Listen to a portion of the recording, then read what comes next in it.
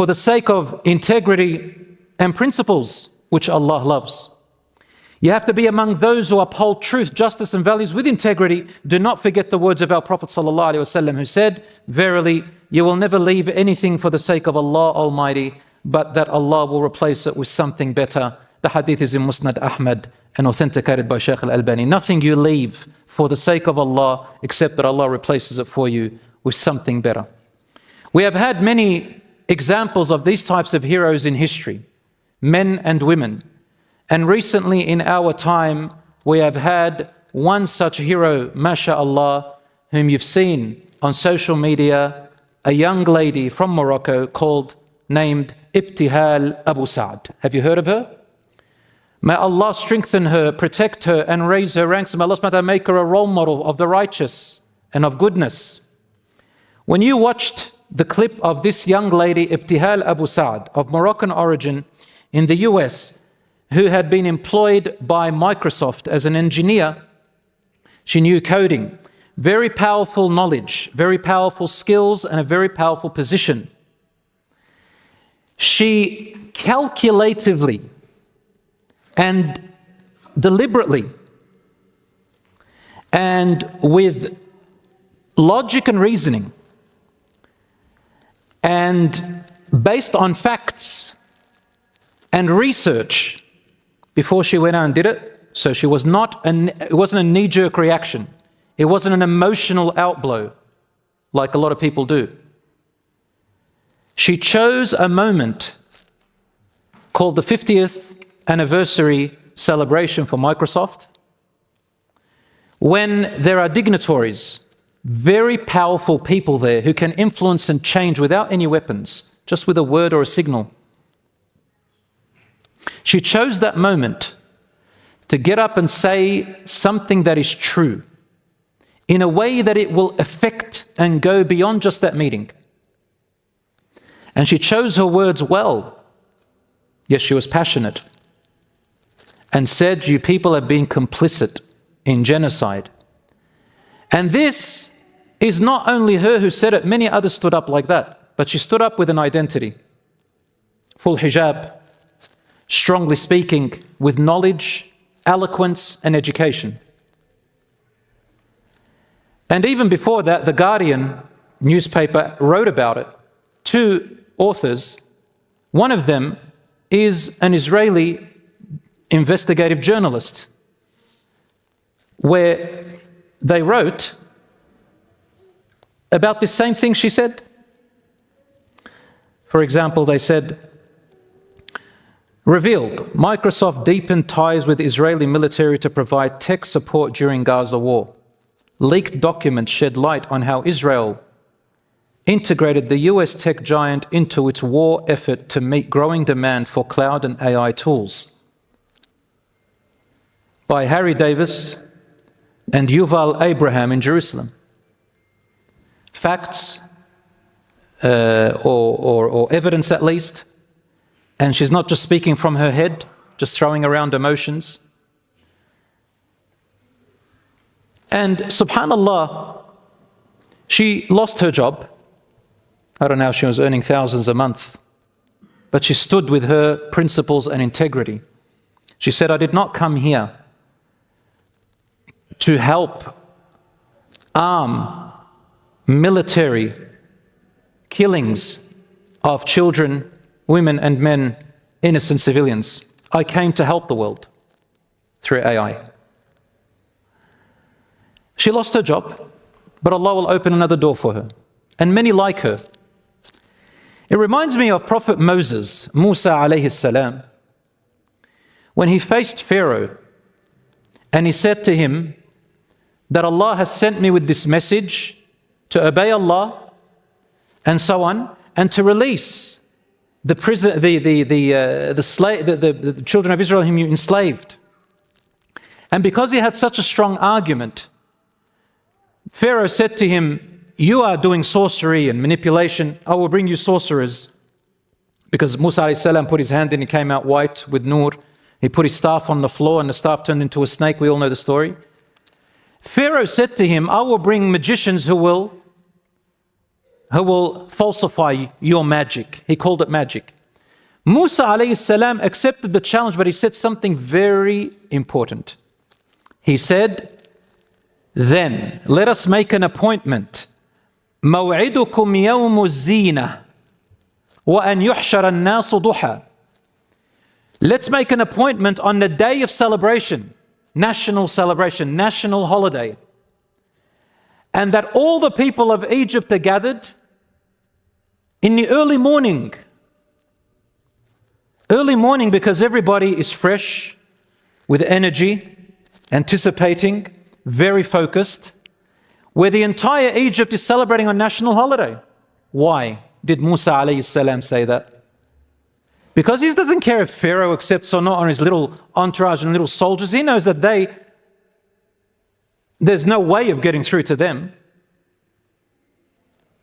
But to convince the people and let them see, which will make life hard on Pharaoh and his soldiers and his kingdom. If he loses the people, he loses his power. And so it was shown in front of the people. The first ones to embrace Islam were the magicians themselves. Pharaoh went and put them on trees and started to cut them up into pieces. Said, leave, how could you believe in Moses when I commanded you and ordered you not to? They said, you can kill us, you can destroy us, you can do whatever you want. The only power you have is in this world. As for after our death, you have nothing. We believe in Allah and we fear Allah, not you. They stood on it.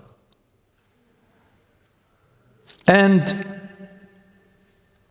this sister was not doing it out of knee-jerk reaction. Some people said she was just stupid and loud. No.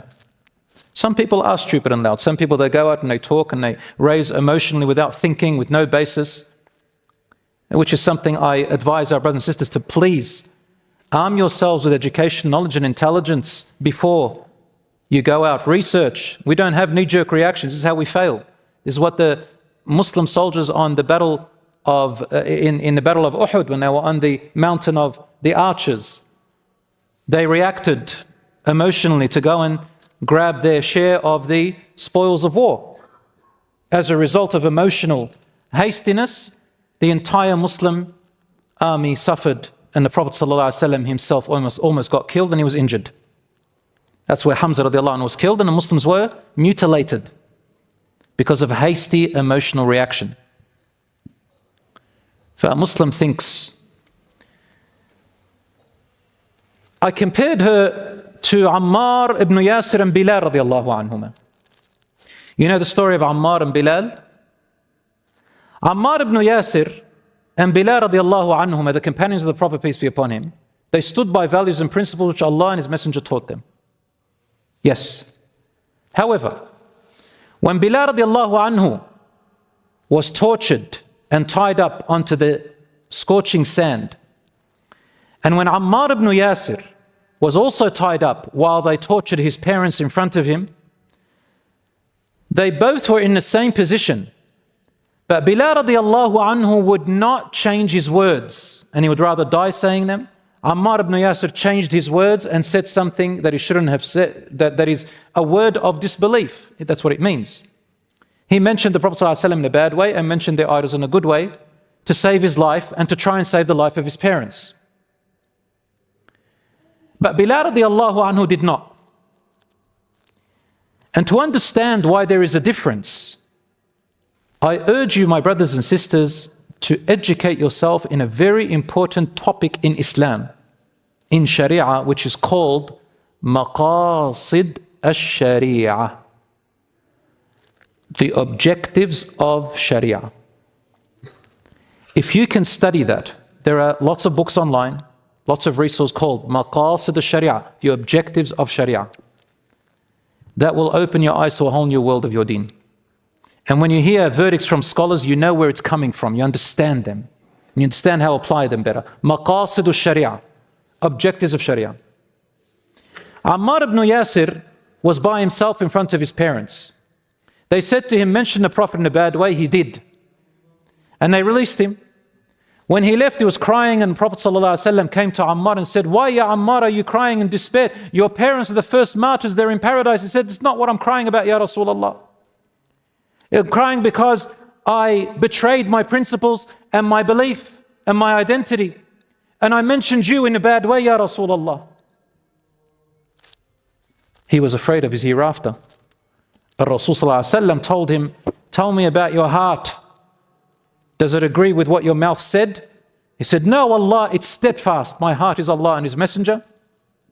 He said to him, so long as your heart does not agree with what your mouth said in that situation, because you had no other way, no other means, saving your life and your parents, then if they capture you like that and tie you again and tell you to swear at me, you do the same. You swear again. You say the same thing, don't worry. Whereas with Belal radiallahu anhu, it's a different story. He was placed on scorching sand, similar to Ammar. He's being whipped and a boulder is placed on his chest and he's being killed slowly. And he's saying to him, say that our gods and idols are better. And he would say, the only word he knew, because Belal radiallahu anhu didn't have good Arabic, the only word he would know that burnt them was the word Ahad. Ahad. Ahad. One and only. One and only. None but one. Meaning Allah subhanahu wa ta'ala. That one word destroyed the entire narrative of the Quraysh people who subjugated all other people to be enslaved ideologically and religiously, and they oppressed, and it was the pathway to liberating the slaves. Allahu Akbar. Why didn't Belal do what Ammar did? Because Belal radiallahu anhu was in front of the entire Arabian Peninsula's eyes. Everybody was watching him. He was ready to give up and die in that cause because he will leave a legacy of change. But Allah saved his life, and because of him, the world changed till today. The adhan that we hear is from who? Belal radiallahu anhu. As for Ammar, nobody was around him. There was nothing to really gain from it, no objective except to save his life. So Rasulullah said, save your life. And even if Belal had said what he wants to say and save his life, he'd still be okay anyway. However, brothers and sisters, every single individual among us has got a capacity, has got a place. And you need to prioritize what works and what doesn't, what is far-reaching and what is not. Not everybody has to do the same thing. I've given this sister Ibtihal an example because I think it stands out in a perfect place, subhanallah. And you know what? She was silenced because being silenced on those words, letting her talk will be very bad for them. But everybody within their capacity. Some people cannot do anything but dua. Then make dua. A person may say, what's dua going to do? Dua is an awareness. Dua is reinforcing an identity. Dua is changing your worldview and reminding you why you're here. By the way, brothers and sisters, who can tell me what is dua? What is the correct definition of dua in Sharia? Anyone know? It's a hadith of the Prophet, peace be upon him. It's 3 words. Ad-du'a'u ibadah. Very close. There's a word in between ad-du'a or ibadah which changes the meaning even. Mukhul ibadah. The correct hadith, which you're close, is ad-du'a huwa al-ibadah, not mukh. Mukhul ibadah means the marrow of worship, but actually wrong. Ad-du'a huwa al-ibadah. Ad-du'a itself is worship. And what is worship? Worship is action. Worship is belief. The majority of people think of dua as what? Ask and give me. Ask and request. No, that's a very small section of it. Ad-du'a huwa al-ibadah. Yeah, for example, when this sister stood up and she spoke in truth, what is she doing? She is doing dua.